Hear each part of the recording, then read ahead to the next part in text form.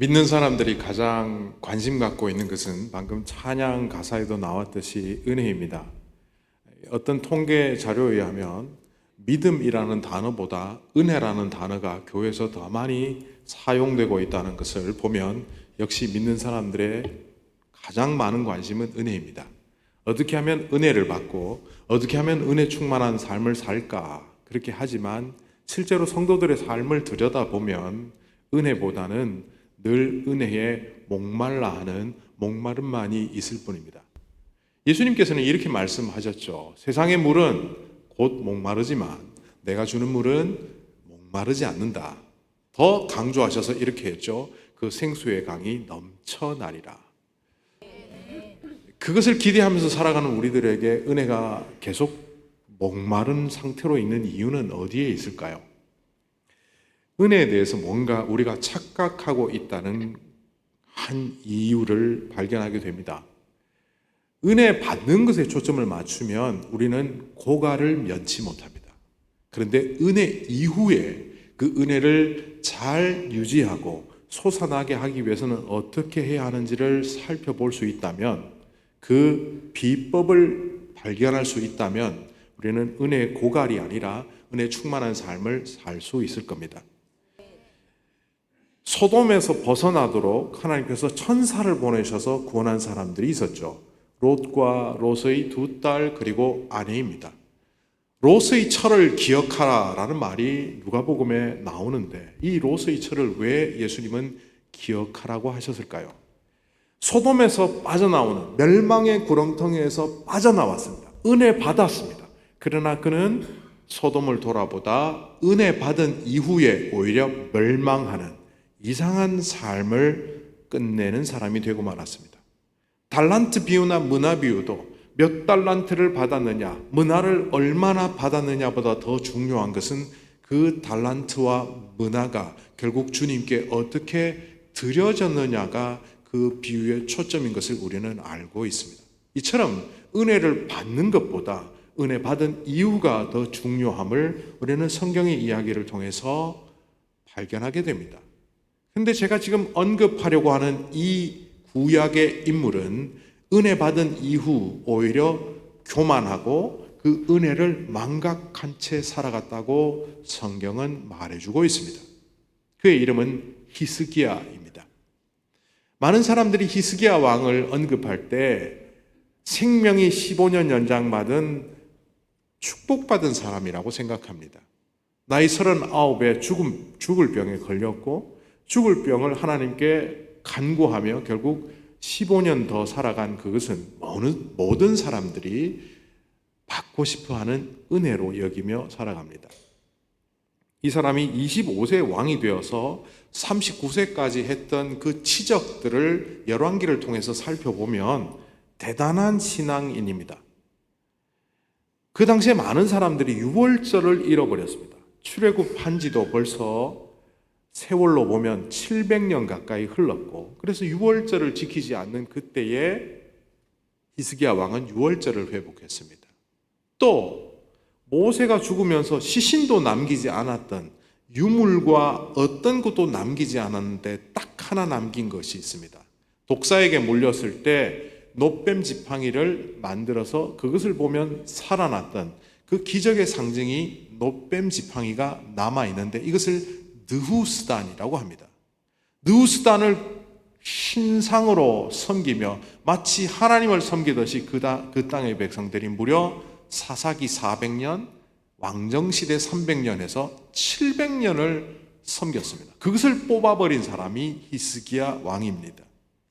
우상도 제거하고 산당도 제거하고 느후스단도 제거하고 유월절을 회복하는 이 놀라운 신앙인의 모습은 25세부터 39세에 이루어진 겁니다. 그러니 그런 사람이 죽을 병에 걸리니 하나님께서 그에게 특별한 은혜를 주셔서 15년을 더 살게 한 것으로 보입니다. 그런데 이 히스기야 왕의 아들이 므낫세 왕입니다. 므낫세 왕은 남유다에서 무려 55년을 통치했습니다.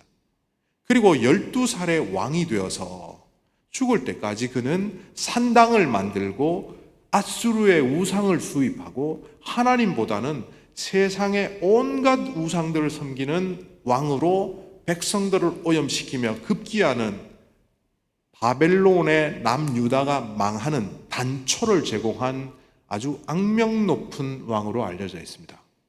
이렇게 신앙 좋은 왕 밑에 어떻게 이런 아들이 태어났을까요? 역대하 32장 25절에 이런 구절이 나옵니다. 히스기야가 마음이 교만하여 그 받은 은혜를 보답하지 아니하였다. 이 구절은 15년 생명 연장받고 그 15년 생명 연장받은 기간 동안 하나님의 뜻에 관심 없이 부귀영화 그리고 우리나라를 잘 유지해야 되겠다는 정치적 야망으로 살았다는 그것을 표현하며 그것이 하나님 보시기에 교만했고 그것은 하나님의 은혜를 무색해 한 것이다. 이렇게 성경은 기록합니다. 그는 강력한 아수르에 대항하기 위하여 바벨론과 동맹을 맺습니다. 이른바 반아수르 동맹입니다. 바벨론과 동맹을 맺기 위하여 성전에 있는 기물들을 보여주면서 그것을 자랑합니다. 우리도 국력이 이 정도 있습니다. 그게 나중에 느부갓네살 왕이 바벨론이 쳐들어와서 예루살렘 성전의 기물을 모두 가져가는 계기가 되었죠. 그러니까 하나님께 기도하고 하나님의 힘을 빌려서 나라를 다스리고 건강을 회복하고 생명을 연장받았던 39세 이전의 히스기야와 달리 40세부터 죽을 때까지 54세의 그 15년 동안은 하나님과 상관없이 살았다는 말입니다. 생명 연장받고 3년이 지난 후 아들 므낫세가 늦둥이로 태어났습니다. 그는 신앙 좋은 아버지 히스기야를 본 적이 없습니다. 세속적이고 탐욕적이고 돈이면 다 된다, 성공해야 된다, 출세와 야망으로 가득한 히스기야를 보고 자란 므낫세는 신앙을 저버리고 믿음의 대를 끊어버리고 세속적이고 탐욕적이고 우상을 섬기는 나라와 왕이 되고 맙니다. 성경에 보면 좀 전에 읽었던 역대하 32장 26절에 보면 히스기야가 마음의 교만함을 뉘우쳤다라고 기록합니다.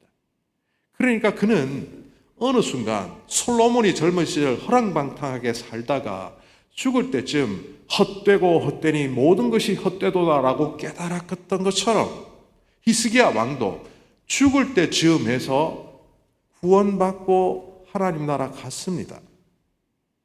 우리는 보통 젊을 때 잘 살다가 세상에서 마음대로 살다가 죽어서 구원받고 천국 가면 된 것 아닌가 생각하는데 그렇지 않죠.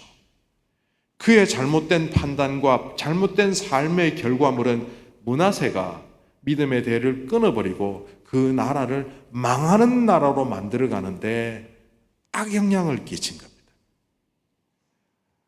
이렇게 은혜를 받았음에도 불구하고 은혜 받은 이후에 잘못된 삶을 살아가면서 왕으로서 또 사람으로서 삶을 잃어버리는 이야기들은 성경에 곳곳에 나옵니다. 하나님의 뜻에 무관하게 내가 취할 수 있는 이득만을 취하며 살아가다 보면 은혜를 누려도 그 은혜가 오히려 독이 되는 일들이 많다는 겁니다. 오늘 말씀에 등장하는 특히 마태복음 16장에 등장하는 베드로는 긴 삶에서는 성공한 사도요 하나님의 종으로 쓰임받았지만 마태복음 16장에 국한된 모습을 보면 그는 히스기야의 모습과 거의 흡사합니다. 오늘 이 말씀 앞에 마태복음 16장 16절 기억하시죠? 오늘 읽지는 않았지만 주는 그리스도시요 살아계신 하나님의 아들이십니다. 예수님이 그 믿음을 칭찬하며 이제는 네 이름이 시몬이 아니고 게파라고 하라. 이 게파를 헬라어로 바꾸면 페트로스, 페트라. 그래서 베드로라고 해라. 그러시면서 너는 반석이 되어 이 게파가 반석입니다. 반석 위에 교회를 세우겠다. 그리고 너에게 땅에서 매면 하늘에서도 매임받고 땅에서 풀면 하늘에서도 풀리는 천국의 열쇠를 주겠다. 예수님이 너무 기뻐하셨습니다. 그리고 그 기쁨의 연장선상에서 예수님이 비밀을 알려주십니다. 나는 이제 곧 예루살렘에 가서 죽게 될 것이다. 그러나 이것은 죽음으로 끝나는 것이 아니라 부활로 이어진다. 많은 사람들이 예수님의 순환, 고난을 예고하신 것이라고 말하지만 정확히 말하면 고난을 거쳐서 부활하실 것을 예고하셨습니다. 그런데 이 이야기를 들으며 베드로가 항변하였다라고 성경은 기록합니다. 이 항변하였다라는 이 헬라어 동사는 에피티마오라는 동사입니다. 이 뜻을 우리말로 풀어보면 윗사람이 아랫사람을 꾸짖다, 윗사람이 아랫사람을 책망하다, 선생된 자가 잘못하는 학생에게 경고하다라는 말입니다. 제자인 베드로가 스승 예수님께 도저히 쓰서는 안 되는 단어입니다. 물론 아시다시피 베드로는 헬라어로 예수님께 말한 것이 아니라 아람어라는 언어를 사용했지만 이 현장에 있었던 마태는 그때 취한 베드로의 행동과 언어가 이 에피티마오라는 단어로 표현할 수 있었기에 표현했습니다. 그러니까 이 항변하다는 말은 이런 겁니다. 내가 생각하기에 죽은 사람도 살리고 물리로 그러시고 오병이어로 사건을 일으키시며 많은 병자를 고친 그 능력으로 예루살렘 가셔서 왕이 되십시오. 그리고 왕이 되시면 제게 한 자리 주십시오. 라는 생각을 갖고 있는 그의 생각이 압도되었기 때문에 예수님이 십자가에 달리시고 죽으신다는 것은 용납이 되지 않았고, 그게 용납이 안 되니까 뒤에 부활하신다는 얘기는 귀에 들리지도 않고 자기 생각으로 예수님을 고치려고 하는 겁니다.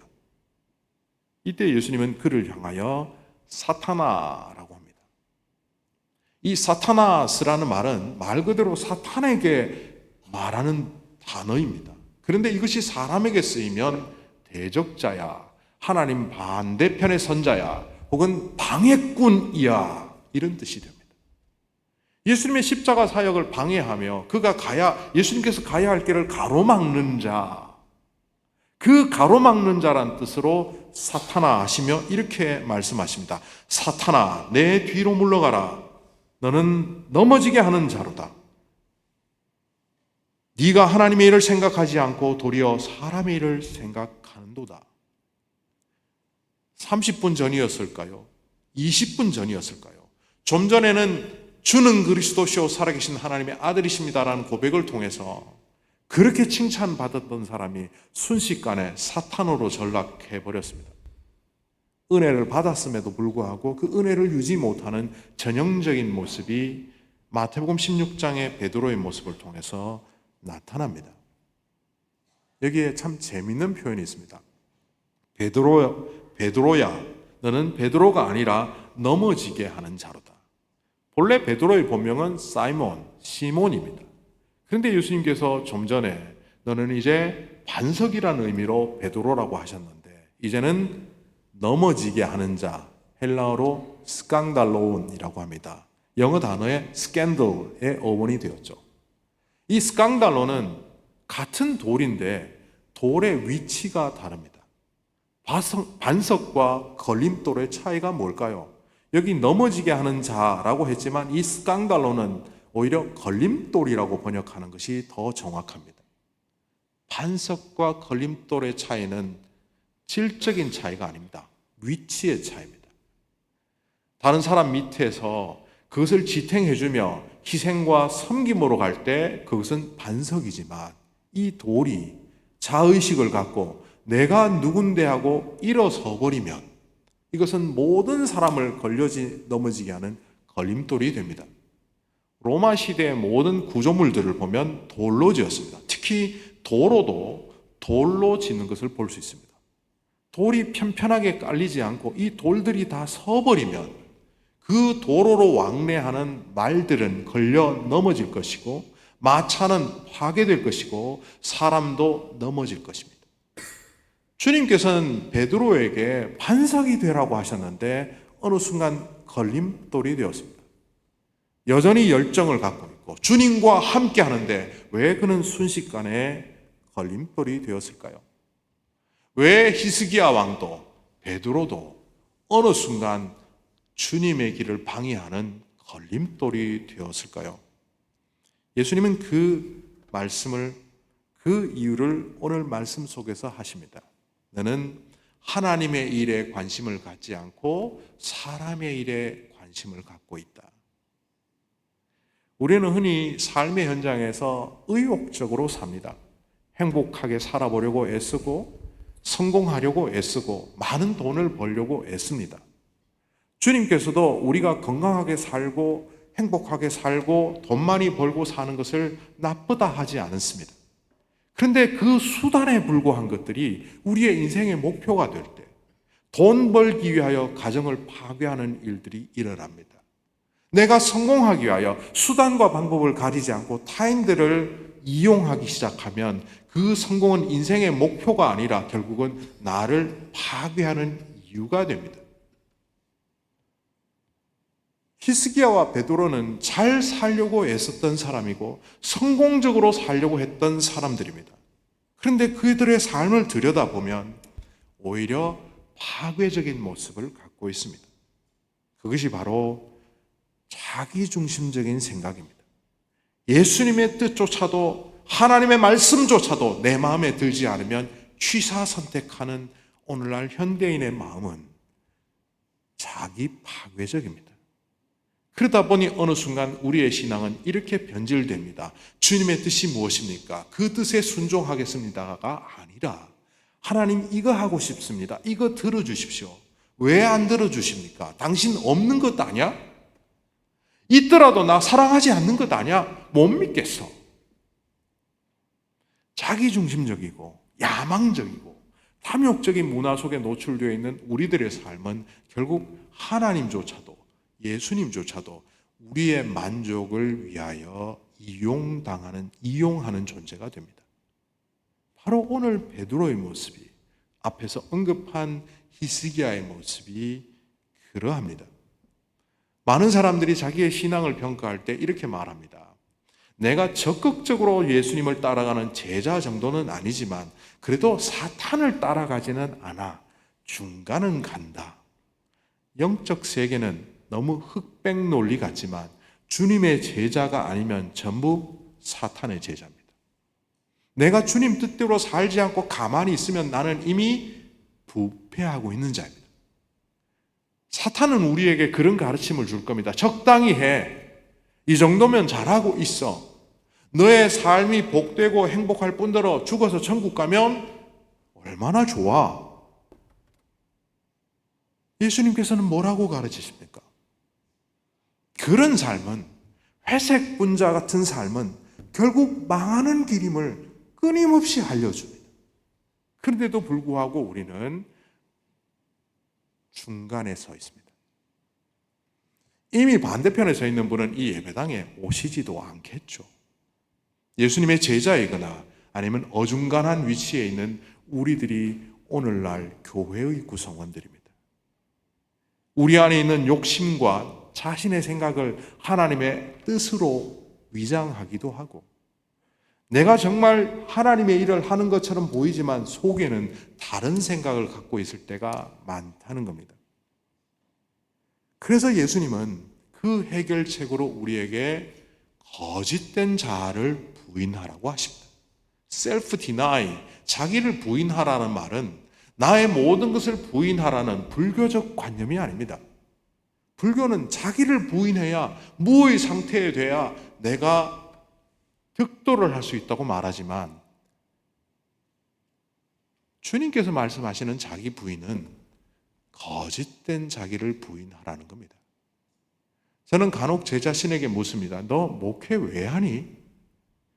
제가 제 자신에게 묻습니다. 너 왜 목회자로 살아가니? 그냥 밥 먹고 살기 위해서? 둘째는 자기 성공을 위해서, 성취를 위해서, 자기 만족을 위해서? 셋째는 이제 나이도 들고 딴 것 배운 기술도 없고 지금까지 해오던 대로 그냥 쭉 하다가 은퇴하려고? 제 안에 이 세 가지가 다 있습니다.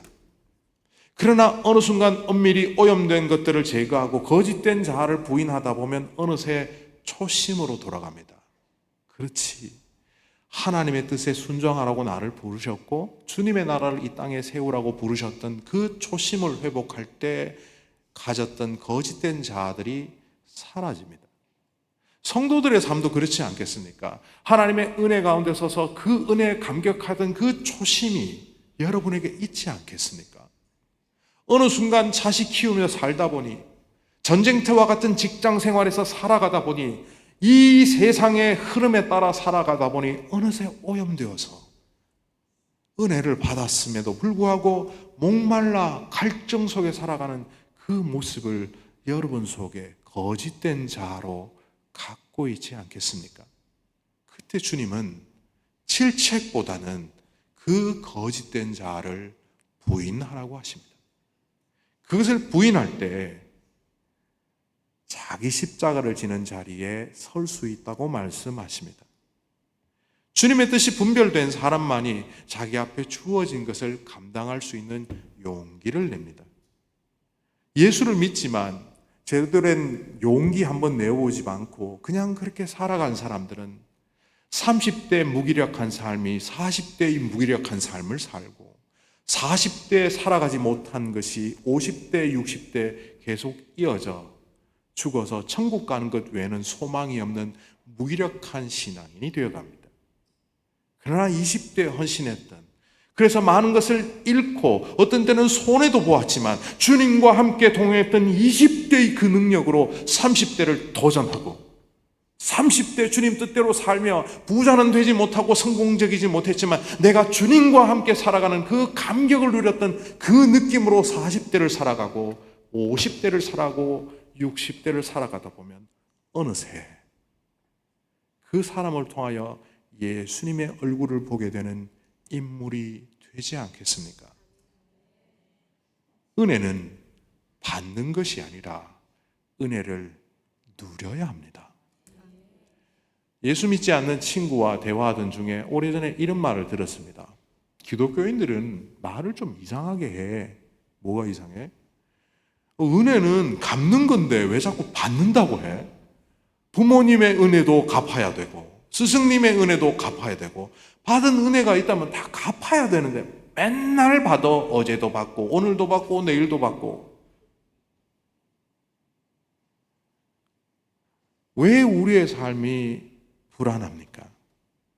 은혜 중독자로 살아가고 그 은혜 중독자로 살아가는 은혜는 값싼 은혜에 불과합니다.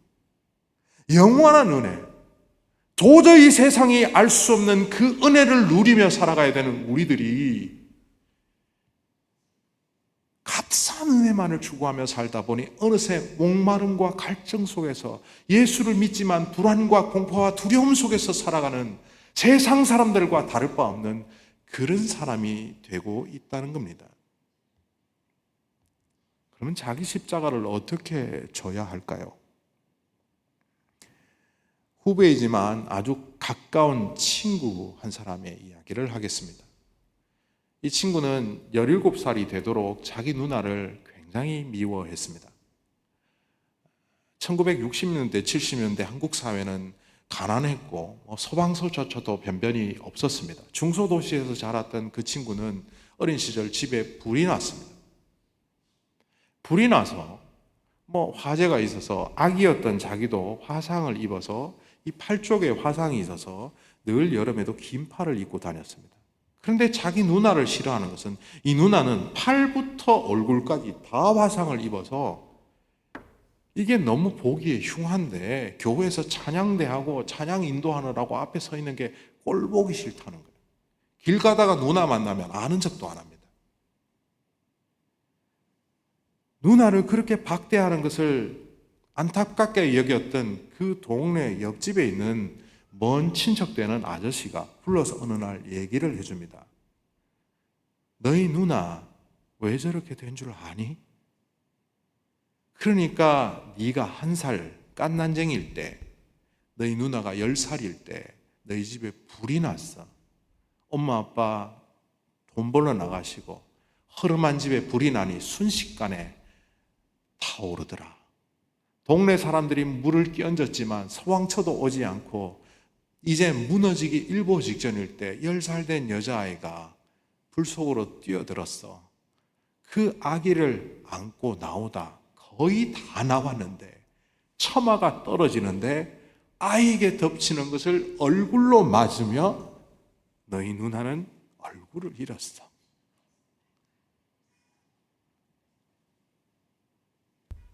은혜를 받았음에도 불구하고 은혜 받은 것 모른 채 그 누나를 미워하며 개망난이로 살았던 이 친구는 3일 밤낮을 잠도 밥도 먹지 못했습니다.